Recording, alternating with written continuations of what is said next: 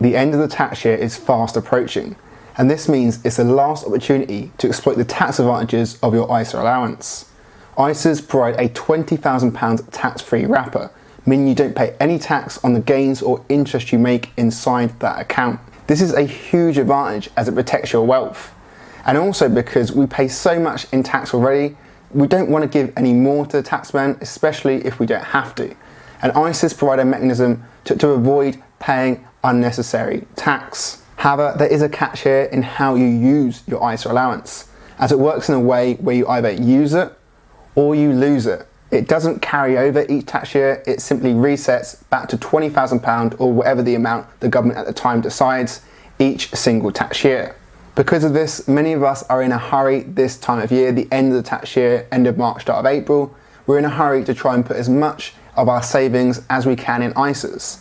In fact, many people wait to the last day of the tax year to do this, as InvestEngine found that the average amount deposited by customers on the last day of the tax year alone was £3,591. This equates to 18% of the entire £20,000 allowance. So it means that the average depositor for InvestEngine, when this data was released, deposited 18% of their ISA allowance on the last day of the tax year. Preferably, we don't want to leave it that late, and in this video we're going to explore why it's important to maximise your ISA allowance and how long you have left to maximise your allowance. But before we get into that, if you're new to the channel, I'm Alex, a management consultant by day, and on this channel we like to discuss all things personal finance with particular focus on how to grow your money. And if you'd like to follow my own personal finance journey with regular video updates on my InvestEngine and Monzo portfolios, as well as a bunch of other personal finance videos like this one, then I'd greatly appreciate subscribe. But for this video, let's get into it. And the best place to start is looking at why it's important to maximise your ISA allowance. As we mentioned at the start of the video, you get a £20,000 ISA allowance each tax year, and this can be used as a combined total across the different ISA types. These types include a cash ISA, which is effectively a savings account, also a lifetime ISA, which can be used for pension and saving up for your first time property purchase. We also have the stocks and shares ISA, which offers flexible investing in stocks and shares. And then there's also an innovative finance ISA, which allows you to invest in peer-to-peer loans. These are the 4 ISA types which can be used as part of your £20,000 allowance. However, there is a further ISA type in a junior ISA. This has its own separate allowance at £9,000. It's a £9,000 allowance, which is separate to your £20,000 personal allowance. And this ISA type can be opened by a child's parent or legal guardian with the goal to put some money away for that child's future. So there's 5 ISA types overall, and the benefit of using these ISA account types compared to other account types such as a normal savings account instead of a cash ISA or a general investment account instead of a stock and shares ISA is that any gains you make through the ISA account type are tax-free, meaning that they're not liable to capital gains tax. Plus, any money withdrawn from an ISA will not typically be exposed to dividend tax or income tax. These are huge advantages, and particularly important in 2024, as the government continued to reduce the capital gains tax allowance, which is the amount of gains you can make without being liable to tax.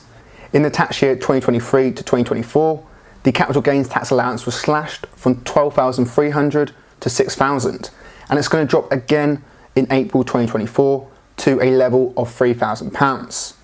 All of this means that any gains you make over that allowance could be taxed between 10% to 28% depending on the type of asset involved and your marginal tax rate. So with this in mind, it's typically a good idea to use an ISA for your savings and investments in order to keep the taxman's claws away, as that taxman is getting hungrier and hungrier as that capital gains allowance reduces. The claws are digging into the population in terms of tax. So an ISA provides an important mechanism to protect us from the taxman taking any unnecessary tax away from us. And the reason why it's so important to maximise your allowance and use as much as you can in the current tax year is because it works in a way where you either use it or you lose it. It doesn't carry over, it resets each tax year. So for example, if you invested £15,000 in the current tax year in a stock and shares ISA and didn't put any money in the other ISA types, then that £5,000 remaining from your £20,000 allowance, that wouldn't carry forward to the next tax year.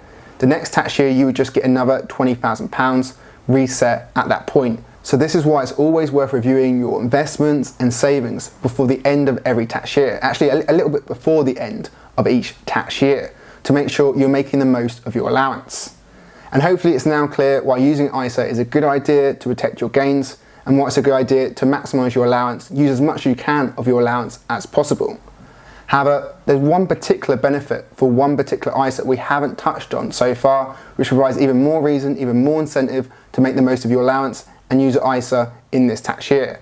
And the ISA we're talking about is a lifetime ISA. Here you're limited to putting in £4,000 each tax year, but the government will give you a bonus of 25%, meaning that if you put in the full whack of £4,000, you get a £1,000 bonus. This provides a huge incentive to max out your lifetime ISA to ensure you also get the £1,000 bonus, as this bonus also works in a way where you either use it or you lose it each tax year. Of course, it is worth saying there are limited withdrawal conditions for a lifetime ISA, in that you can only withdraw for two primary uses.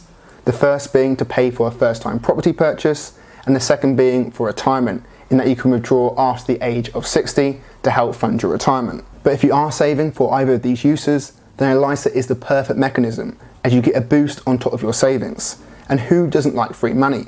Especially £1,000, as that's a huge amount of money.